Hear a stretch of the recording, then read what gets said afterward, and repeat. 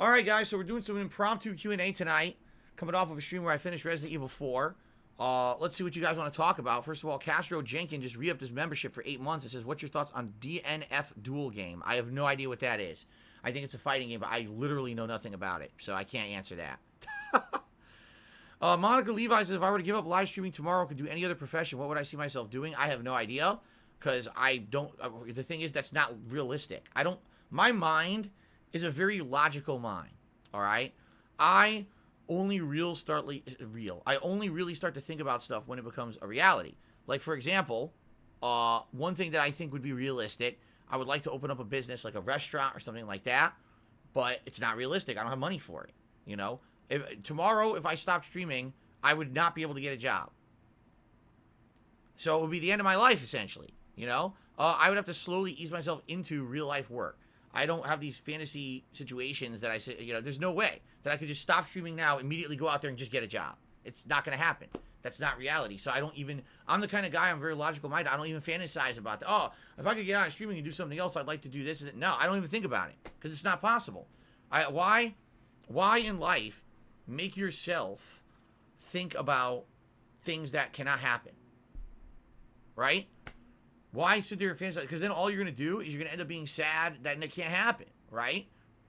Think about things that are possible, right? That's what I would say. Think about things that are possible. I can transition my way out of being a full-time gameplay streamer, maybe do other things on the internet, maybe do half and half where I could do this and maybe try to get a part-time job and then do that. But do I want to do that? No. This is the best job I've ever had. Why would I want to transition out to a part-time job unless I absolutely have to, right? So I don't like these fantasy questions people ask me all the time about this. It's ridiculous things. I'm just not that kind of person. I'm not that kind of minded person to be thinking about silly situations. So, okay.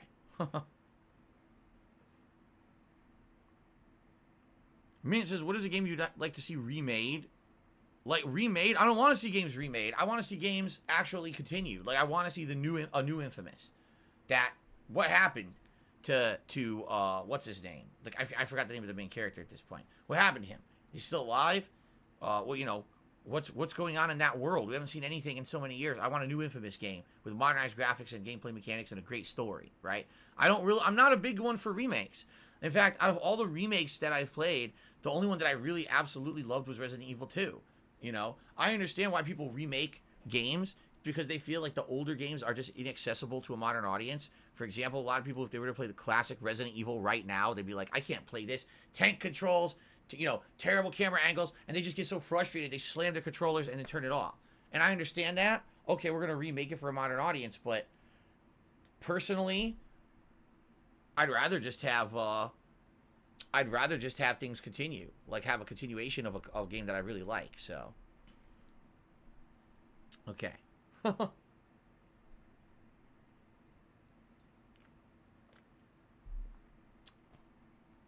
right, Guts, I'll see you tomorrow. Yes, that's right. The poll is running for tomorrow's mainstream game, which is either going to be Skyrim or The Forgotten City. So remember to vote overnight, everybody. That's right. Carl Weezer says, do you think it would be a good idea to replace pre-stream with Q&A like this? I do that. Carl, obviously what you're saying now means you don't watch the pre-stream podcast.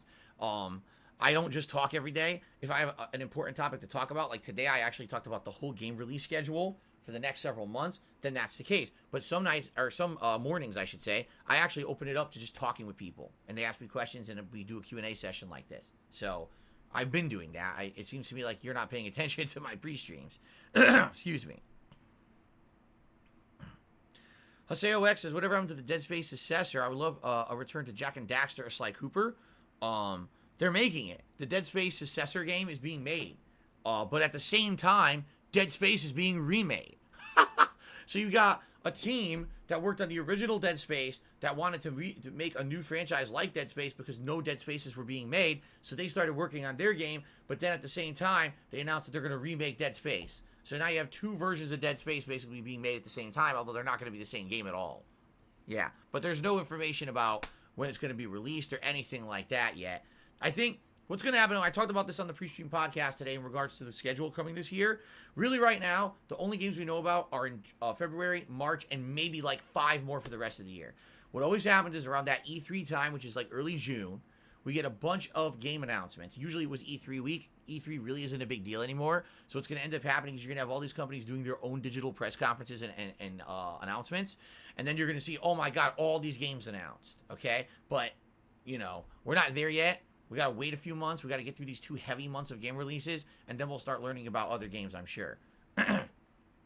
Big Papa pumped in another $2 tip saying, don't quit making content. It's a dumb idea from trolls. Who's your first favorite Street Fighter character? What made you change to a different main if you did? Have a good night. When I first started playing Street Fighter, I played Honda. But after playing Honda a bit, I realized he was very wide of a character and was very hard to dodge fireballs. So I went to Blanca. Blanca was more versatile. He could jump higher, and I liked that he was a beast man. I thought that he was the more fantasy style character, and I actually really liked him in Street Fighter, and he was my original main in Street Fighter 2. Gold Team Avengers says, do I have a favorite Mega Man game, including Mega Man X? Yes. My favorite original Mega Man game is Mega Man 2. My favorite X game is X, the original X. Those are my 2 favorite Mega Man games of all time. Eternals is, do you ever think virtual reality will be widely adopted, i.e. a must-have among people who play games? Only if it becomes more accessible and less of a pain in the ass. And here's what I mean by that. Right now, you want to do VR.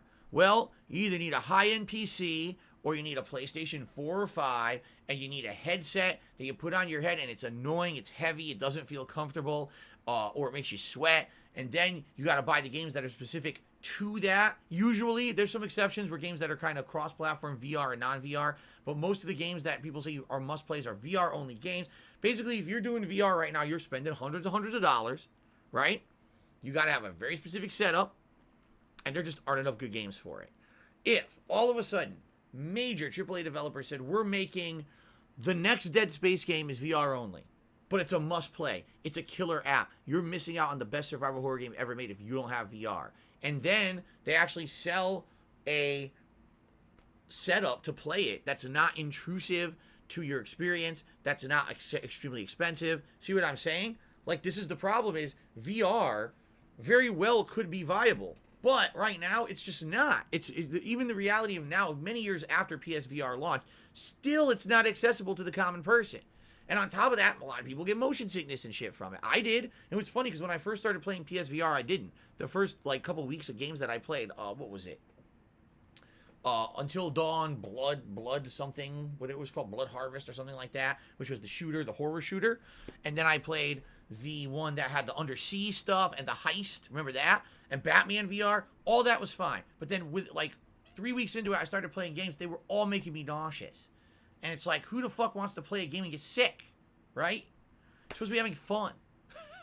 That's what I mean, it's a nice idea, and yes, you can definitely get some revolutionary things out of VR. I should tell you firsthand, some of the original games I played for VR blew my mind. I was like, wow, this is so cool. But once that initial wave of awe wears off, it just, all you see are the annoyances. Oh, this fucking headset. It's annoying to wear this. It fucking hurts my head. I have sweaty eyes. I'll get nauseous. Oh, this and then you just realize, oh, there's not enough room to do it. And fuck this. It has to be made way more ease of use and less expensive. So we're maybe talking 10, 15 years down the fucking line of them redesigning. Realistically, do I see it becoming mainstream? Not really. But I could be wrong. I just think it's hilarious because when PSVR came out, every fucking gaming media journalist out there was saying, VR has changed everything. It's the wave of the future. Gaming is totally changed forever. Here we are, it's 2022. How mainstream is VR? Still not. Still not. No one talks about it. The games that's supposedly good for it never get considered Game of the Year contenders. No one even fucking cares about VR except that small group who always need to be, oh, I need every new piece of tech. I need to be on top of all the new trends and everything. It just never, it hasn't caught on. It just hasn't. Okay, let's continue. Enough about VR. Let's talk about other topics.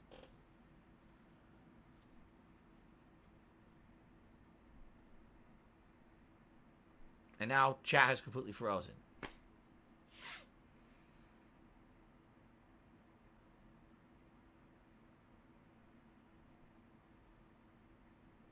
Have I ever been to a VR bar? No. The only VR stuff I've ever seen in real life, there's a couple arcades around here where they'll have like a VR setup. You go in there and you can play a few VR games, but it's nothing mainstream at all. No one really cares about it out here.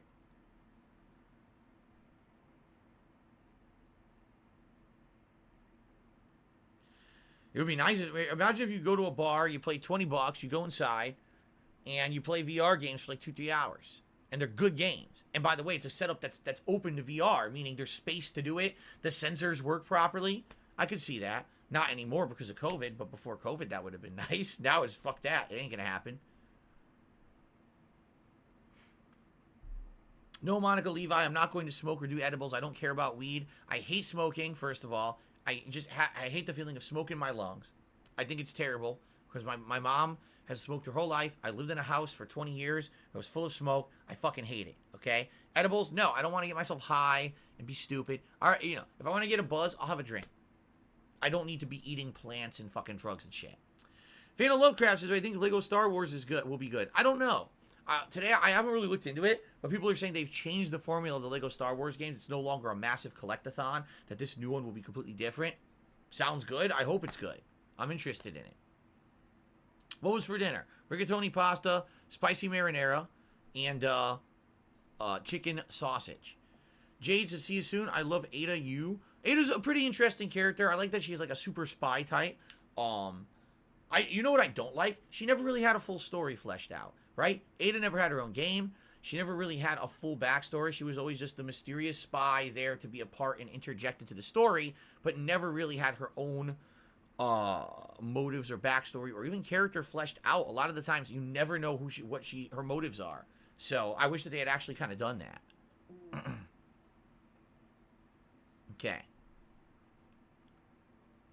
All right, Monica, you don't have to, but I appreciate that. She said basically because I answered 2 questions tonight, she tipped me in the morning. Mark says, I own PS5 Disc Edition. I've never experienced VR. Should I wait for PSVR 2 and get the current one? I'm telling you, VR is not going to be a big deal. There'll be a few. What'll happen is just what happened with original PSVR. For a 6-month period, everyone will hype it. The games media will kiss its ass. You got to get it. It's must play. You'll play a bunch of games for it. A few will be good, a few will not so good, and then the whole fad will die out and you'll wonder what you wasted your money on. It's exactly what happened with me. I spent a bunch of money on PSVR, played it for a few months, and didn't care about it ever again. You know? Swearing says, will you ever be open to receiving an MRE and doing a feasting, or DSP tries to center it around it so we're actually pretty tasty? I don't even know what an MRE is. Never heard of it. Fan of Lovecraft says, I'm looking forward to Elden Ring. Hope it plays more like Dark Souls than Sekiro and Bloodborne. It does. If you haven't seen the game previews, it plays nothing like Sekiro at all, except that it does have platforming and parkour. The gameplay is way more like Dark Souls, so that's a great thing, in my opinion. Okay. Go Team Venture says, arcades are few and far between these days. Do you wish they would resurge a bit? I miss good arcades. I don't think they ever will come back, only because there's no real competitive games or anything to really warrant arcades coming back the way that they were. When arcades were prominent, there were 2 major waves of arcades being prominent. The first wave was when there were no home video games or they weren't mainstream. So you wanted to play video games, you go to the arcade, you play Pac-Man, you play Donkey Kong, you play Space Invaders, you know? That's how you got your video game fix. All right? But then everything went home console. So then what was the attraction of going to the arcades? Well, now let's have games in arcades that are way better than the home consoles. Street Fighter, social aspect, because there was no internet back then. You could play against other people in a competitive way. You have to be there in person. The graphics are better than what you can have at home. That got people to go to arcades. But the moment that the home graphics got good enough to be as good as arcades and the internet hit, there was no attraction for arcades anymore. Now, most arcades that continue to be successful end up being barcades, meaning you drink, you get some food, you go in, you play some ticket games, redemption games, you mess around, you redeem, you get a prize on the way out. It's actually not about the quality of the game. It's about just messing around, being buzzed, and having a good time, which is fine, by the way. That's definitely a major part of arcade attraction, is having a great time. But the days of an arcade being a place, a social gathering, for the only place to play video games or the only place to play competitive video games, that is long gone. And I don't think that's coming back. Big Papa Pump tipped me another $3. Thank you so much, Big Papa Pump. He says, I'm really sorry the support is so slow tonight. At least we can get it to 20, but now I'm going to go to bed. All right, Big Papa Pump. You have a good night. Thank you for the support. Guys, it would be great if I could get some support tonight for a finale stream of Resident Evil 4, man, kind of disappointing, but nothing I can do about it, right? There's tons of attendance. We have over 300 people on the stream. By the way, guys, thanks for over 100 likes. That's my goal, and we did hit it tonight, so thank you for that. Over 100 likes on tonight's stream. Haseo X says, it would be interesting if the next Resident Evil game has Chris, but perhaps we'll have the return of Leon and Ada. Who knows? Those last two Resident Evil games were good, 7 and 8, but man, to try to figure out how they're going to tie that into the main lore of Resident Evil, I have no idea. Chris being just a side character and really having no other ties until the very end of Resident Evil 8. They didn't even reference anything from fucking Resident Evil, you know? Man, I don't know. Jade said he's meant Power Rangers Tommy. That's cool. A lot of people have said that they have because he was in MMA for a while, and I guess he was more of a celebrity, you know, not just Power Rangers, but he did other things. That's cool to hear that you met him. Eternal says, is the gig economy an excuse to take advantage of employees? The gig economy works both ways. Here's how the gig economy works. You need no training, no real proof that you even know how to do a job. You just get work, okay? The gig economy is based off of you're not actually working directly for an employer. You're an independent contractor, so that employer has no responsibility to give you health care or any other protections whatsoever. They just give you a job, you do it, you make some money.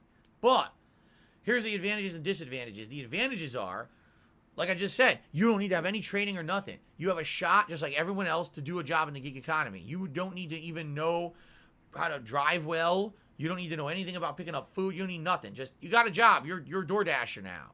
Wow, great. Okay.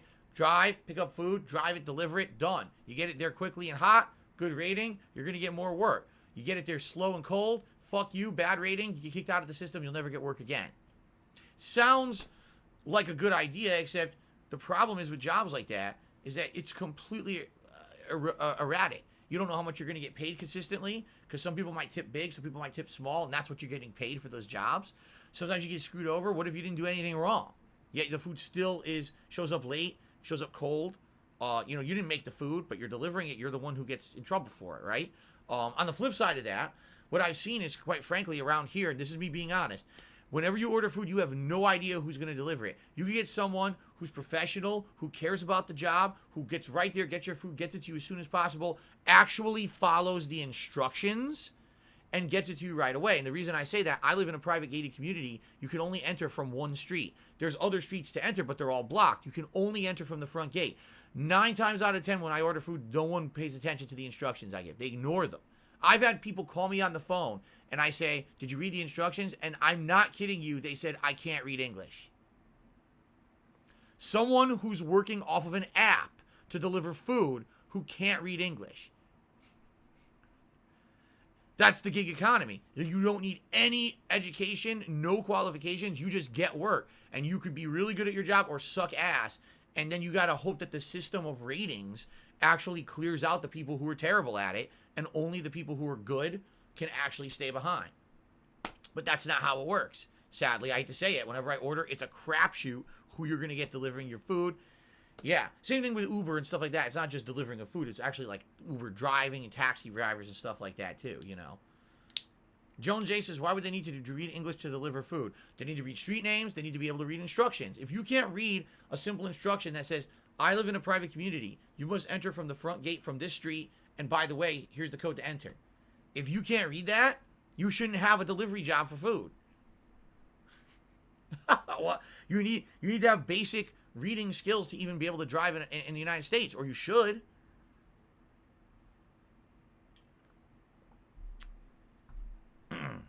That's right, and see, my rune says they just plug in the address and go whatever the GPS routing says, and that's wrong. You can't do that. That's what I'm saying. You can't. That's not the job. The job is supposed to be able to actually deliver the food, not follow a GPS. It's not GPS follower. It's DoorDash food delivery. You need to deliver the food, not follow a GPS. If you can't deliver the food because you can't read, you can't do the job, you shouldn't be taking work. It's that simple. Go Team Venture, tip $5, said, you make some very good points about arcades. Mega Man 3 and Mega Man X are my favorite Mega Man games. Awesome. Mega Man 3 is also really good. And then Windows XP Phone, tip $5, said, her shotgun looks like the ones the Island Boys used in the Oliver Tree video, Life Goes On, great series. I have no idea what this guy just said. At all. Unless you're talking about Ada from Resident Evil. in which it went right over my head. Okay. Thank you for the tips, guys.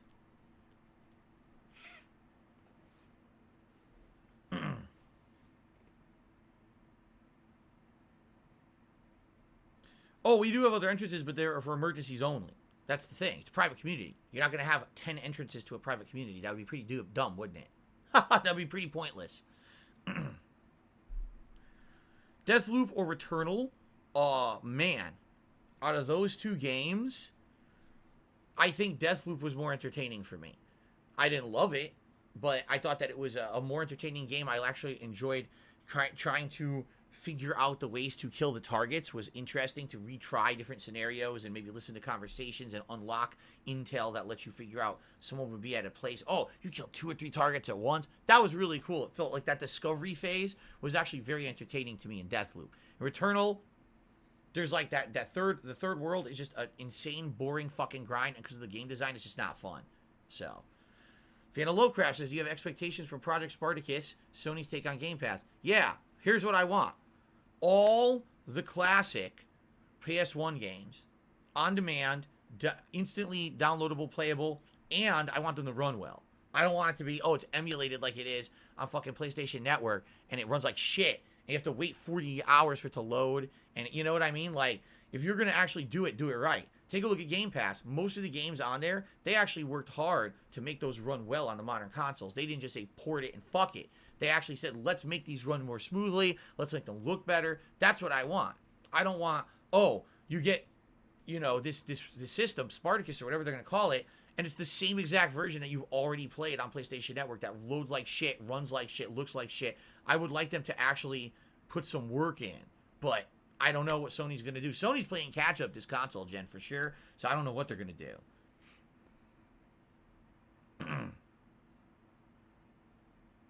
Randy, absolutely. He says, do you think that I would get more harassment in real life if I didn't live in a gated community? First of all, again, I'm going to just say this up front. I don't tell you guys everything about my real life because if I did, sadly, you know, number one, it would be used against me and to hurt myself and my family. But also, as I've told you guys, the less you know, the better it is. What you need to know about is the stuff that's on my streams, right? You don't need to know about shit that happens. But if I didn't live in a gated community, I could tell you 1,000,000% yes, I would get harassed more from living in Connecticut when I wasn't in a gated community. It was worse. And there are things that have happened. So yeah, I'm actually very, very happy that I took the extra steps to live in this kind of community because it definitely has benefited me over the years. TX Shooter, the Super Chat says, tomorrow the Forgotten City. Tomorrow is based on your voting. Whatever the results of that poll is on the main page of DSPGaming will determine what I play tomorrow. I don't know what the results are right now. I can tell you that before I started the stream. Wow, the keyboard stopped working.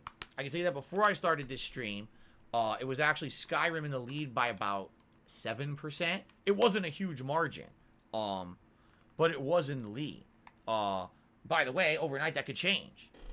I don't know what's going to happen. All right, I can check. Want me to check? Here we go.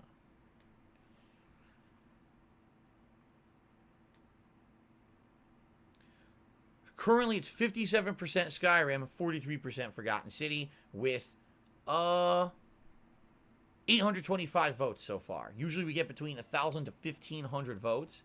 So it's still, I mean, it could go either way, and we've got overnight for that poll to run. But right now, Skyrim's in the lead. So, yeah.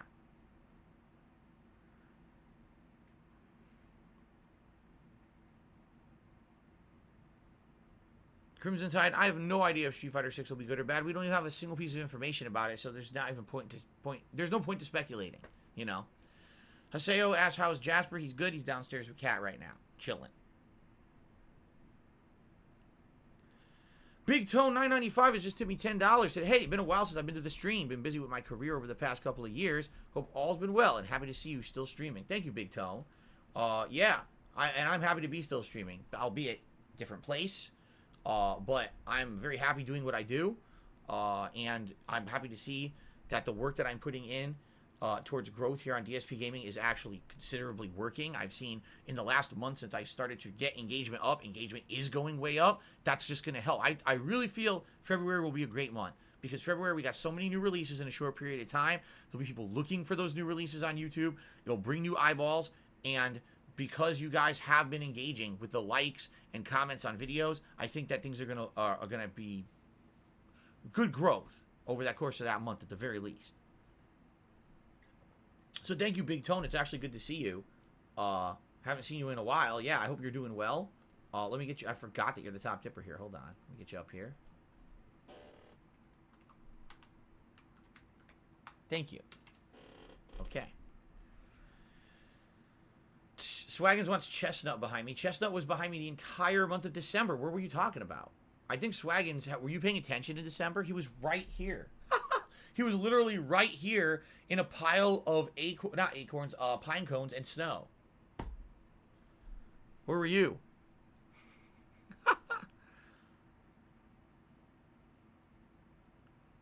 All right. All right, guys, about another 15 minutes or so before I call it quits for tonight. Any more questions? Crimson Tide says, I'm looking forward to you playing the Evil Dead game when it comes out. Does it have a release date? Because I was checking release dates last night. We talked about it on the pre-stream today. I did not see a set release date for Evil Dead. If it has one, I missed it.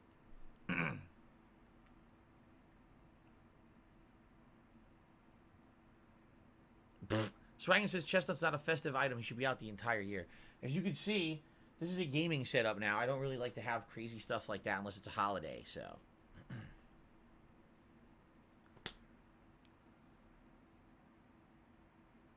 Is it? My Ruin says it looks like the Evil Dead game will be a Dead by Daylight clone. Is seriously? I didn't know that. I have not seen a single piece of information about the game. Crimson Tide is saying it comes out next month. It has a set release date. I didn't see that. Haseo says, if Hades does get a sequel, would you consider playing it? Yes, I would play it for sure. Original Hades was so crazy good. The one concern I would have is, man, I would hope that it hits consoles right away. That was the problem. Hades came out on PC, then like a year and a half later it came out on Switch, then like a year later finally came out on other consoles. Like, geez, it took so long. I would have played it much earlier. I'm glad you enjoyed tonight's stream, Pickle Man. I'm glad to hear that.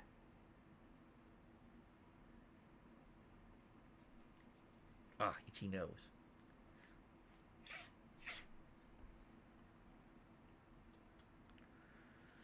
Mark feels that PS5 will be well, February will be a good month for the PS5. He said, I'm playing 1990s Capcom games, 1990s Neo Geo games on my PS5. No Game Pass, no PS Now. It kills the console. I hear you.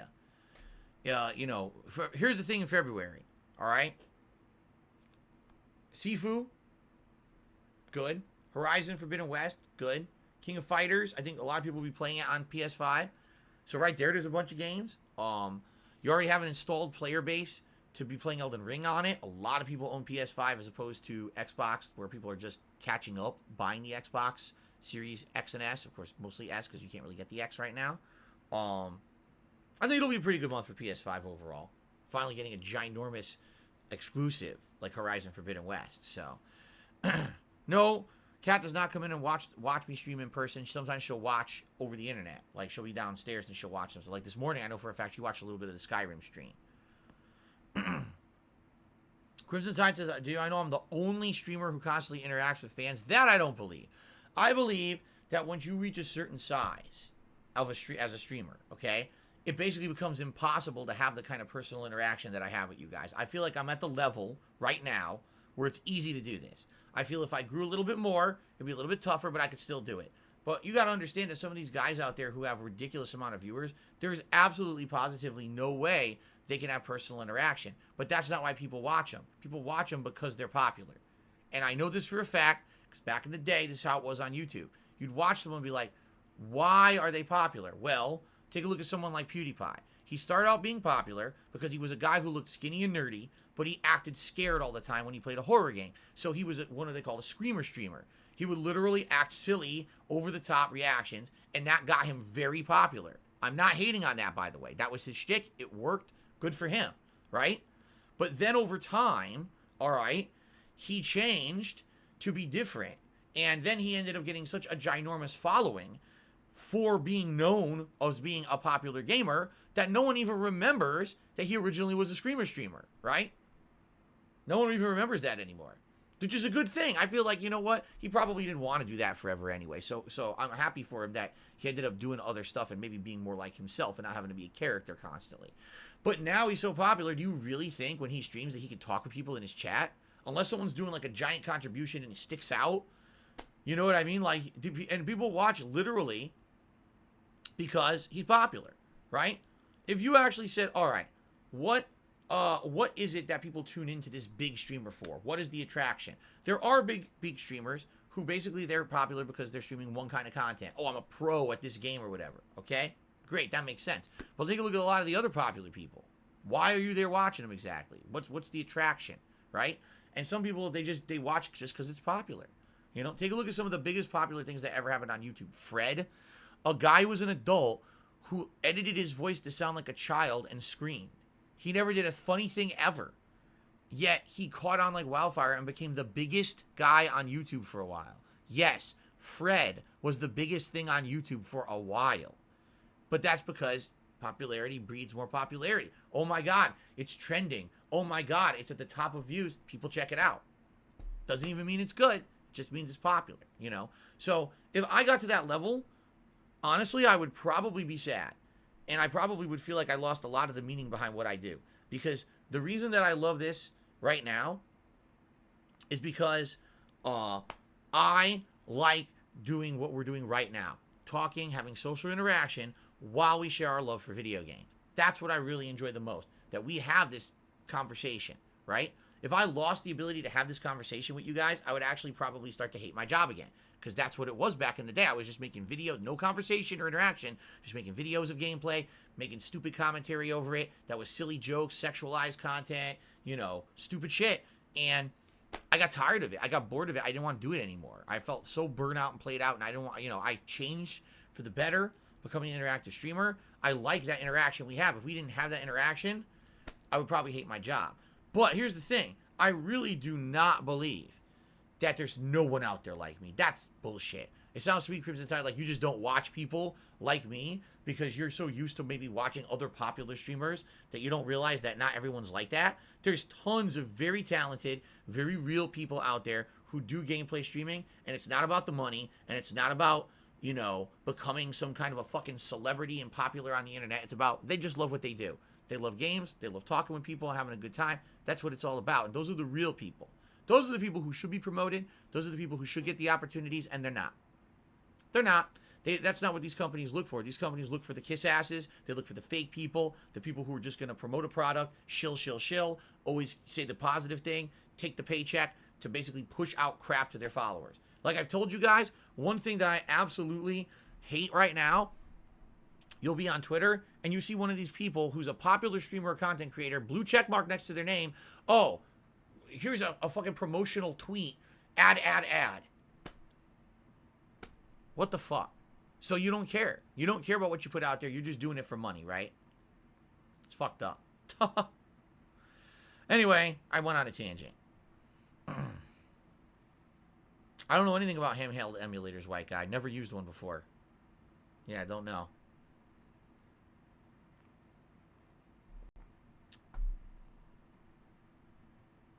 Oh, of course. Ronnie the Johnny says, I find those kind of streamers, the small-time streamers, they enjoy doing what they do in their communities a lot more, too. Of course they do. Because they're doing it because they love it. I wouldn't be doing this if I didn't love this, man. I really wouldn't. I would fucking do something else. I would. I'm not going to do something just for a paycheck. I've been there, done that in my life, and I hated it. Every time I ever had a job that I only did just for money, I fucking detested it, you know? That's why I tough it out, and I want to stick with doing what I'm doing, because I feel there's meaning, and I feel that we have a great time together, and there's a reason to keep doing this, right? Because I actually genuinely love this. And those are the people who are going to be the most meaningful to you, you know? They're not, oh, this is my job, so I need to fucking pay my bills by taking 400 sponsorships. And then you find out they're rich. They have a fucking crazy-ass house and car. They fucking go on paid trips everywhere. And by the way, they go on paid trips that are paid for. They don't even pay for them.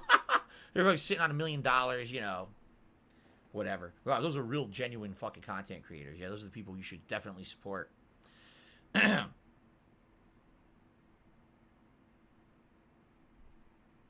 Crimson Sign says, yeah, you can tell people who do it for money. They kiss ass products that are garbage, but they promote it because they get a cut. Of course. Of course. Haseo says, do you think they'll announce anything of Beyond Good and Evil 2 at the Ubisoft conference? I have no clue. From what I'm to understand, the last we even heard about it was that it's in development hell and Ubisoft doesn't really care about the game anymore. Like, it basically lost a lot of prominence. I guess what happened was there was management shifts and project leads that moved around or whatever. And essentially the project, they don't really care about it anymore. It's all but dead. So... Hated one, no, I couldn't tell you names of other streamers that are entertaining and care about interaction with their audience because I'm a content creator myself and that's what I focus on. I don't watch other streamers. So I couldn't answer your question. That would be up to you to find. I'm not the one, I'm not the watcher, I'm the creator, you know? And this takes up all of my time.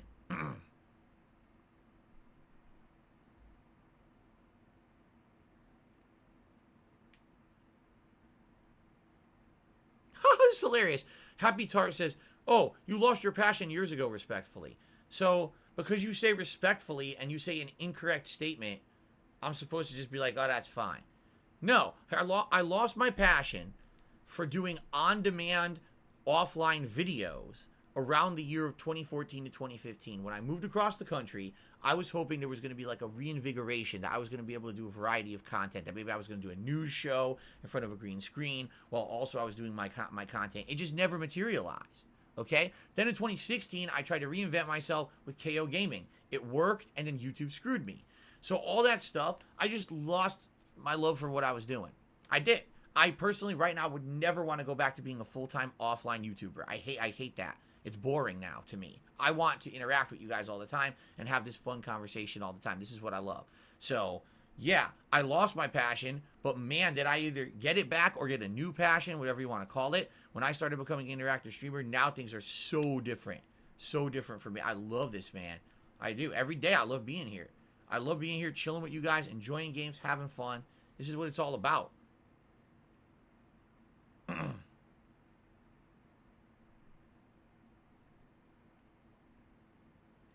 All right, guys. Last chance to get a question in before I adjourn for the night. I would like to say thank you to those who did chill with me for the end of Resident Evil 4. Thanks to those who were here for the last half an hour for this impromptu session. And for those who did actually support a little bit tonight with tips and the like. Thank you for that. I appreciate that.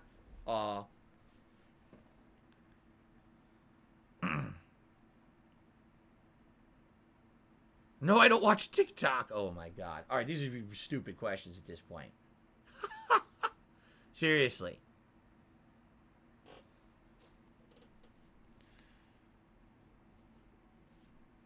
Am I hopeful for StarCraft 3? Would be nice, but I don't know if I would even really be interested anymore. I haven't played a game like that in so long that it's kind of not my thing anymore, you know?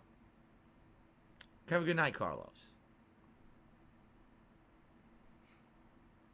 Dan the Man just did a super chat saying there's a barcade in Knoxville called Tokens, has a drink called Street Fighter, has bourbon, Coke, and a Slim Jim. Oh, come on. Why does it have a Slim Jim? There's nothing wrong with whiskey and Coke, but... a fucking Slim Jim? Please keep my Slim Jims out of my drinks. Ugh.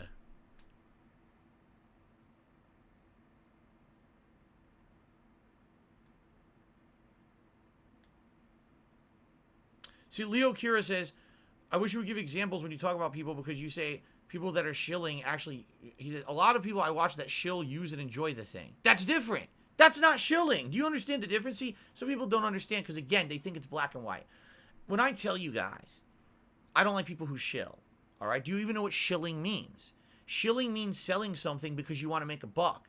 If you are promoting something because you like the product, that's not shilling, right? Like right now, if I was asked by Hori to advertise this headset that I've now been using for 3 months, has dramatically improved my gameplay sessions, I never have to worry about ear infections ever again, I would do it because I would say, dude, your product is amazing. This thing is excellent. This thing is outstanding. You know what I'm saying? Like, I love this product. I would promote it. Here's the difference. Shilling is when you're just advertising something to make a buck doing it. But the thing is, people seem to think if the moment that someone's advertising something, it's bad. That's not true. Absolutely not. There's a difference between a paid advertisement or a truthful testimonial. You see the difference? I don't think a lot of people get that, though. And that's the problem, too, is I'll be honest, with advertisement, it's hard to tell. A lot of the times, it's a fake testimonial, right? You get paid to say good things. Now, is that truthful or not? How would you even know, right? So anyway, no, all advertisement is not bad. If someone actually backs the product and feels positively about it, then they should have the right to maybe do a paid advertisement for it and be truthful about it. But the problem is, 9 times out of 10, what you're seeing with these content creators is just for this. It has nothing to do with them actually liking the product or nothing. They're taking the paycheck, you know?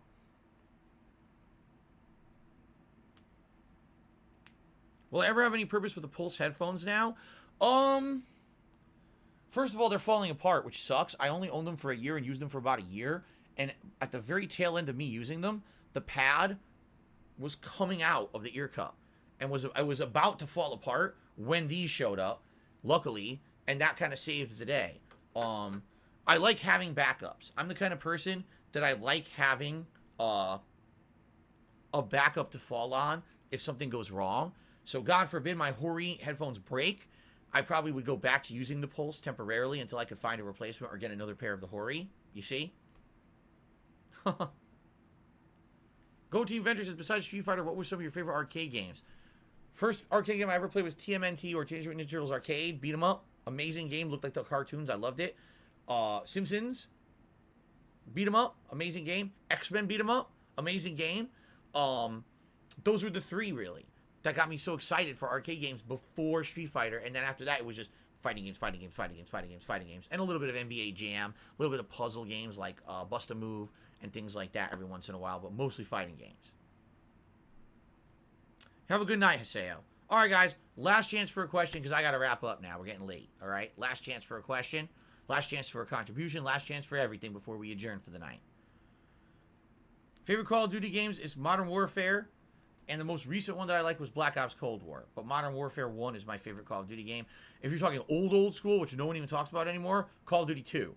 The old school World War II game, that was outstanding. It was best in class at the time. Yes, there's Chick-fil-A near me. Yes, I've eaten them 2 or 3 times. I love the spicy chicken sandwich. That's all I've ever had there. It's very good. I don't know anything about Inscription Pickle, man. Never heard of it. People have told me about it. Say, oh, it's a good game. I don't know what it is. Yes, I played the sequel to X-Men Legends. It was X-Men Legends 2. I played it with Rambo. We played Legends 1 and 2. I don't think we ever finished Legends 2. I think we definitely did a full playthrough of 1, though. You have a good night, Go Team Venture. Thanks, man. All right. Last question. I'm going to answer one more question. So last chance, and then I'm out of here. Let's see who asked what.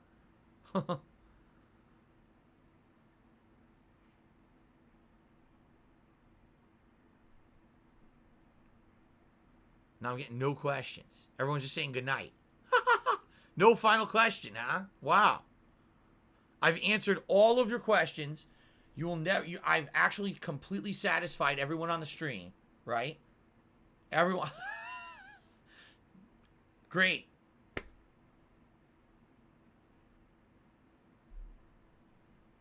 All right, I guess that's it. Like, I'm not even kidding. What is my favorite Italian dish? I don't have one, because I'm a kind of guy that likes variety, and I like to rotate between things. I like spaghetti, I like pasta, I like ziti rigatoni, I like pizza, I like lasagna, I like a million Italian dishes. Chicken parm is outstanding. You know, I've had so many good ones. Eggplant parm, all good. Have I ever farted on camera? Yes, I fart on camera all the time. You guys apparently don't hear it, because, man, sometimes I'm rootin' tootin' here after a gassy meal, like a lot of cheese or dairy and at dinner. I'm farting up a storm, and you guys apparently never hear it. It's funny. Okay. All right, guys. I guess that's going to be it. Thank you, guys. Please have a good evening. I hope to see you all tomorrow. Thanks for listening. Thanks for supporting.